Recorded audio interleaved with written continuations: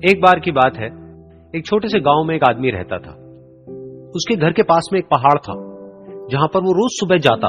उस पहाड़ पर थोड़ी देर के लिए वो बैठता, फिर वापस आ जाता। तो रोज की तरह वो सुबह सुबह जा रहा था।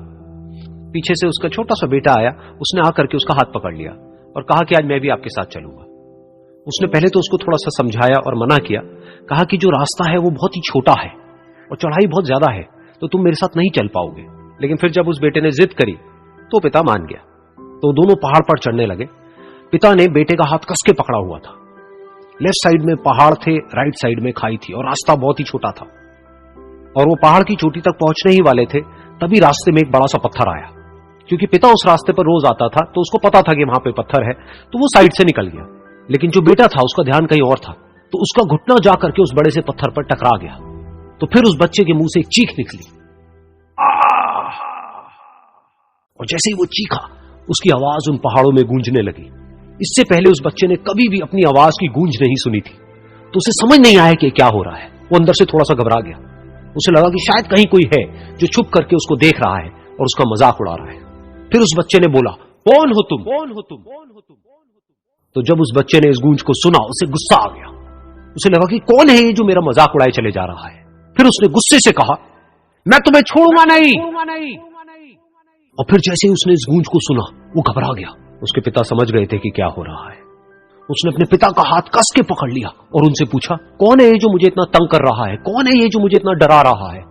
तो उसके पिता थोड़ा सा मुस्कुराए और उन्होंने खाई की तरफ देखा और जोर से बोला, मैं तुमसे बहुत प्यार करता हूं। ये सुनकर वो बच्चा हैरान हो गया। उसे समझ नहीं आया कि हो क्या रहा है, कि वही इंसान जो उसका मजाक उड़ा रहा है और उसको तंग कर रहा है, वो उसके पिता को बोल रहा है कि मैं तुमसे बहुत प्यार करता हूं। तो उसके पिता ने अपने बेटे को देखा और वो समझ गए कि उसके मन में क्या चल रहा है। और फिर दोबारा उन्होंने बोला, तुम बहुत अच्छे हो। और ये सुनकर उनका बेटा भी थोड़ा सा मुस्कुराया और पूछा अपने पिता से कि ये क्या हो रहा है।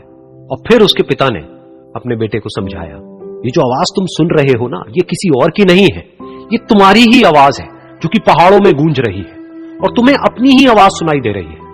जैसा तुम बोलते हो ठीक वैसा ही तुम्हें सुनाई देता है। अगर तुम गुस्से से कुछ कहोगे तो पलट करके जो आवाज आएगी उसमें भी गुस्सा होगा, लेकिन अगर तुम कुछ अच्छा कहोगे तो वो आवाज भी अच्छी होगी। बिल्कुल इसी तरह से हमारी जिंदगी में भी होता है। जैसा तुम अपने मन में इस जिंदगी के बारे में सोचते हो, ये जिंदगी तुम्हारे लिए बिल्कुल वैसी ही हो जाती है। अगर तुम मन ही मन अपने आप को ये बोलते रहोगे कि मेरी जिंदगी तो बहुत ही बुरी है, तो तुम्हारी जिंदगी सच में बुरी हो जाएगी। और अगर तुम अपनी जिंदगी से प्यार करोगे तो तुम्हारी जिंदगी भी तुमसे प्यार करेगी।